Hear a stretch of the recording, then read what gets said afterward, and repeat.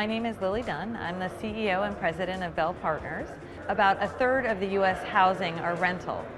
And of the rental housing, almost half of that is multifamily, which is 44 million units. Multifamily are buildings that contain 5 or more units. And within multifamily, there's many different segments of multifamily. You have market rate.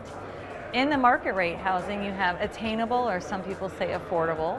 You have workforce, you could have student living, senior living, tax credit, etc. Attainable and affordable, sometimes those terms get intermixed, whereas workforce is more of a lower level income profile, typically in a community that does not have many amenities, and it's usually kind of a living paycheck by paycheck would be workforce. It does seem obvious that when you have a lot of office buildings, why not convert it to residential? But in all practicality, it's much more complicated than that. First of all, the physical structure itself could prevent the ability to convert because of the floor plates maybe don't lend themselves to residential housing, or the type of systems and infrastructure that they have. In addition, sometimes there's regulatory issues that will affect that conversion. Well, first, we have a long-term perspective. So we don't change our strategy based on a quick change in the market.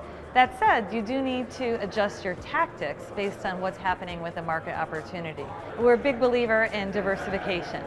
And so we have a long-term perspective, but we want to make sure that we're investing across markets and within markets, so that at different points in time, they're able to access different types of performance. So right now, we're finding that suburban has been outperforming urban. In a few years, that very well may change.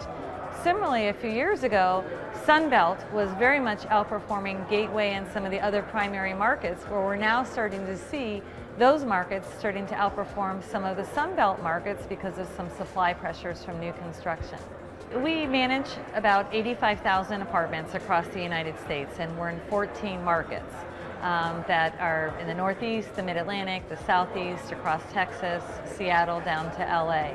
In all of those markets, I would say there are opportunity.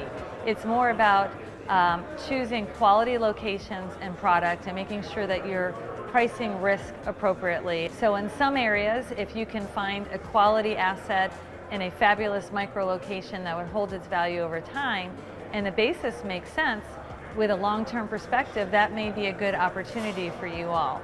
In other areas, sometimes it seems like a wonderful, beautiful property in a very strong micro location, but the pricing has run and it doesn't make sense. By the time you underwrite it and put the financing in place, you are not meeting your investment objectives. Sustainability is a very big factor right now in multifamily, and frankly, I think across all real estate sectors, it's something that we have a responsibility to look into and to modify the types of materials and processes that we use, not only for our residents, but also for our investors. And frankly, it's part of just being a good corporate citizen.